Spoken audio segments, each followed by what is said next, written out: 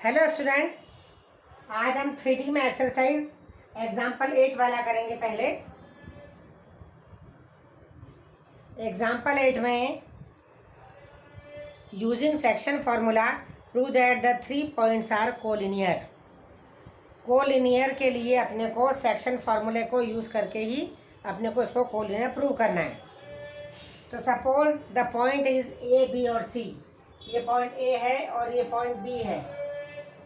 C point के coordinate उन्होंने दे दिए हैं। तो अब इसको सेक्शन फार्मूले से हमको ऐसा करना है कि एक पी पॉइंट अपन एक्स वाई जेड लिया और जो कि ए बी को k:1 के रेशो में काट रहा है। तो हम इस पी के कोऑर्डिनेट तीनों निकाल लेंगे के फॉर्म में। तो ये k:1 रेशो है ये, और पी के कोऑर्डिनेट अपन ने निकाले तो x बराबर क्या हो जाएगा, x की वैल्यू ले तो k×2 + 1 × -4। तो ये आ गई 2k - 4 अपॉन k + 1। y के लिए लिया तो k×4 + 1 × 6। तो ये आ गया 4k - 6। ये 4k + 6 है। हाँ, 4k + 6 अपॉन k + 1। z के लिए करेंगे तो k×6 + 1 × 10। ये आ गया 6k + 10 अपॉन k + 1। ये तीनों k के फॉर्म में अपन ने x, y, z निकाल लिया। ये अपन ने p के कोऑर्डिनेट निकाल लिए जो कि इस ए बी लाइन को k:1 के रेशो में काट रहे हैं। अब इसमें हमको ये देखना है कि क्या किसी k के वैल्यू के लिए c पॉइंट क्या p पॉइंट को कोइंसाइड कर रहा है। तो इसके लिए अपने को एग्जामिन करना पड़ेगा। अपन को इसमें let us examine for some value of k the point p coincides with c। अपने को पहले k की वैल्यू निकालें। तो अब इसमें ये जो 2k - 4 अपॉन k + 1 अपन ने पहला x कोऑर्डिनेट जो निकाल लिया है, उसको यदि हम ये जो c का पहला पॉइंट 14 है इसमें रख देंगे, मतलब हमने इसके x पॉइंट को इसके x पॉइंट के बराबर रख दिया। तो अब ये 14 यदि अपन ने रख दिया है k की वैल्यू के, ये x बराबर इतना है और उसको 14 के बराबर रखा तो k की वैल्यू -3/2 आ गई। ये k की वैल्यू हमने x कोऑर्डिनेट से निकाल ली। अब इस k की वैल्यू यदि हम इन दोनों में रख दें, -3/2 इन दोनों वैल्यू में रख दें, तो क्या c के दोनों पॉइंट आ रहे हैं।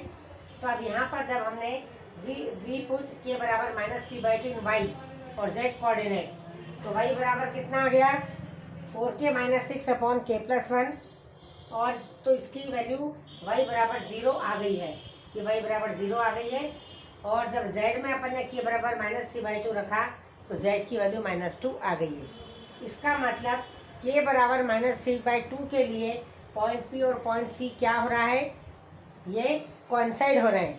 इसका मतलब ये जो c पॉइंट है ये इस ए बी लाइन को k:1 के रेशो में काट रहा है।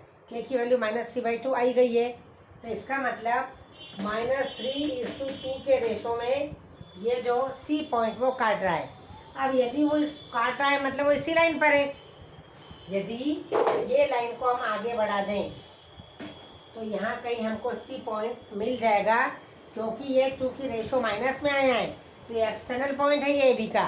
तो इस c के पॉइंट पर ये -3/2 के रेशो में इस ए बी को काट रहा है। इसका मतलब c पॉइंट इसी लाइन पर है। ठीक है, तो इसका मतलब क्या हो गया, ए बी और c कोलिनियर होंगे। ठीक है, इस प्रकार से अपने को करना है।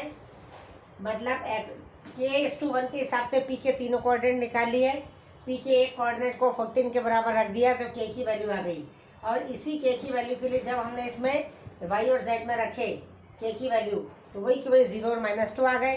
मतलब k बराबर -3/2 के लिए ये जो पॉइंट c और p कोइंसाइड हो गए। इसका मतलब ये जो पॉइंट c है वो ए बी को k:1 के रेशो में काट रहा है। और यदि इसको रेशो में काट रहा है, क्योंकि माइनस तो एक्सटर्नल पॉइंट हो गया, प्लस होता तो इंटरनल आ जाता। इसका मतलब ए बी लाइन को आगे बढ़ाने पर हमको सी कहीं ना कहीं मिल जाएगा। इसका मतलब ए बी और सी क्या हो गए, कोलिनियर। अब अपन देखें एग्जाम्पल 9।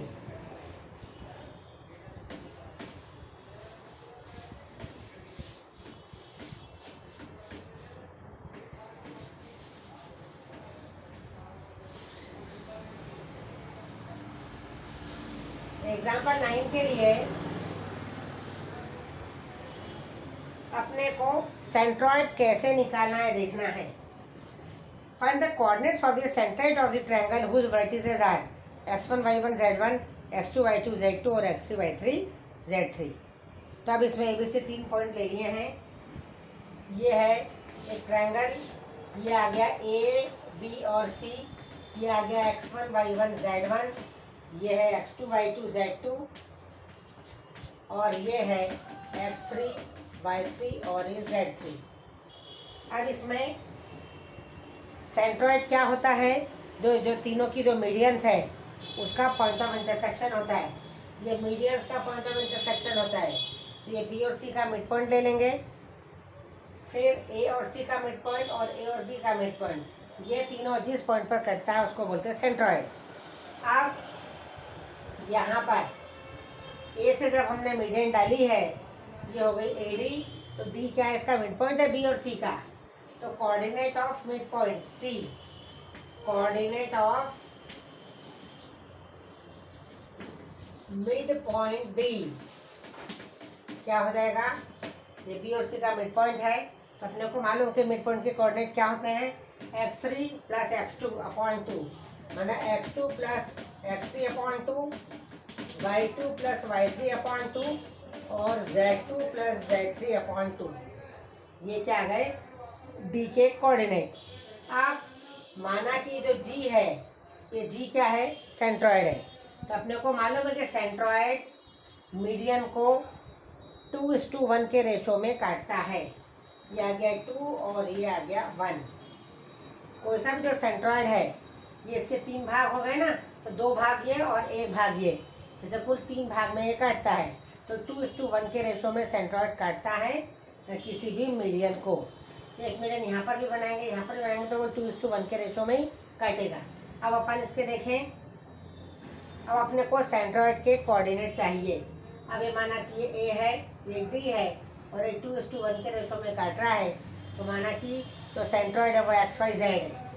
ये G के कोऑर्डिनेट क्या है, X Y और Z।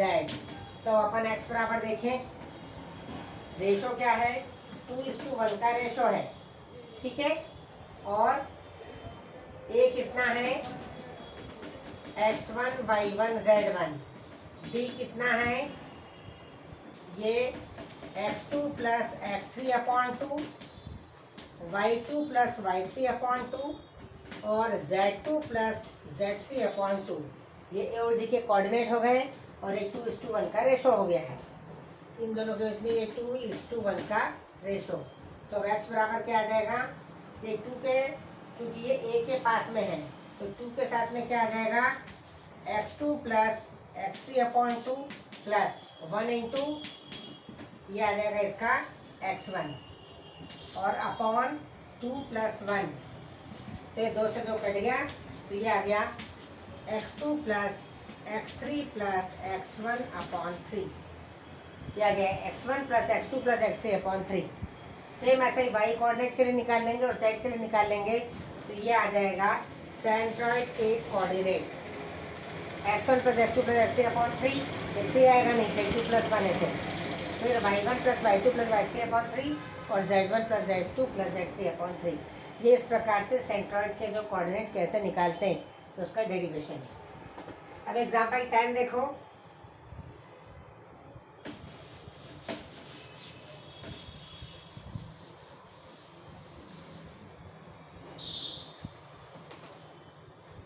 एग्जाम्पल 10 में find the ratio in which the line segment joining the points, 2 point दे दिए हैं और उसका लाइन सेगमेंट A और B कोऑर्डिनेट दे दिए हैं, A और B पॉइंट्स दिए हैं, is divided by the YZ plane. एक लाइन है जिसकी लाइन AB है, ये A है, ये लाइन AB की कोऑर्डिनेट क्या हो गए, 4 8 10, ये आ गए 4 8 और 10, फिर है 6 10 और -8। अब हमको YZ प्लेन काट रहा है इस लाइन को, तो अब इसमें किस रेशो में काट रहा है YZ प्लेन। अब YZ प्लेन हम इसको ऐसा बना दें, ये ऐसा, ये हो गया YZ प्लेन और इसको इस पॉइंट पर ये काट रहा है और ये माना कि पी पॉइंट है। ठीक है, अब जब हमको मालूम है कि वाईजेड यदि प्लेन है तो उसका जो हर पॉइंट है उसका एक्स कोऑर्डिनेट क्या हो जाएगा, ज़ीरो। वाईजेड प्लेन का हर पॉइंट का एक्स कोऑर्डिनेट क्या होता है, ज़ीरो। ठीक है, तो अब हमको पॉइंट पी का हम एक्स कोऑर्डिनेट निकाल लें। सपोज ये k:1 के रेशो में ए बी को काट रहा है, लाइन सेगमेंट को, तो इस पी के कोऑर्डिनेट किसमें आ जाएंगे, हमको इस वाले फॉर्म में आ जाएंगे, के वाले फॉर्म में आ जाएंगे। ठीक है, तो एक्स कोऑर्डिनेट एक्स बराबर क्या आ जाएगा, सपोज पी के कोऑर्डिनेट है एक्स वाई और जेड, तो एक्स बराबर क्या आएगा, k into 6k plus 1 into 4, तो 1 इंटू 4 अपॉन 4 मतलब k प्लस 1। इसका सिर्फ एक ही कोऑर्डिनेट निकालने की ज़रूरत है। क्यों, क्योंकि ये जो एक्स कोऑर्डिनेट है वही ज़ीरो के बराबर रखना है। हमको मालूम है कि जो वाईजेड प्लेन है उसका एक्स कोऑर्डिनेट हर पॉइंट का क्या होता है, ज़ीरो। तो ये बराबर क्या आ गया, ज़ीरो। तो 6k प्लस 4 बराबर 0, तो 6k बराबर -4, तो k बराबर -2/3। इसका मतलब ये जो वाईजेड प्लेन है ये इस लाइन सेगमेंट को -2:3 के रेशो में काट रहा है, -2:3। अब यदि ये माइनस है तो इसका मतलब ये जो प्लेन है वाईजेड प्लेन, इसको ये एक्सटर्नली काट रहा है, मतलब वो ए बी के बाद में आएगा वाईजेड प्लेन, मतलब इसको डाइजेस्ट करके ये ऐसा कहीं कहीं पर भी आ जाएगा वाईजेड प्लेन।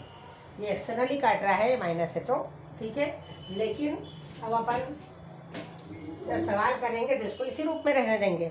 ठीक है, अब अपन इसमें देखें, मतलब जब आप इसको किसी रेशो को ऐसा लिखते हो और -2:3 को अपन, ये तो रेशो हो गया, इसको ये ऐसा इंटरनली लिखा, या 2:3 इसको एक्सटर्नली लिखो,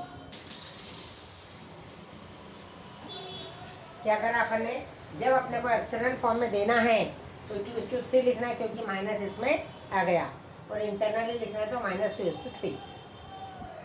अब अपन देखें 12.3 का पहला सवाल, find the coordinates of the point which divides the line segment joining the points 2:3 internally और 2:3 एक्सटर्नली।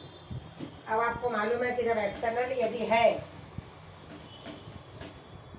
तो x बराबर क्या होता है, m1x2 minus m2x1 upon m1 minus m2। Internally में दोनों प्लस होते हैं और एक्सटर्नली में दोनों क्या हो जाते हैं, माइनस। इस प्रकार से ये दोनों फार्मूले का उपयोग करके अपने को ये दोनों सवाल करना है।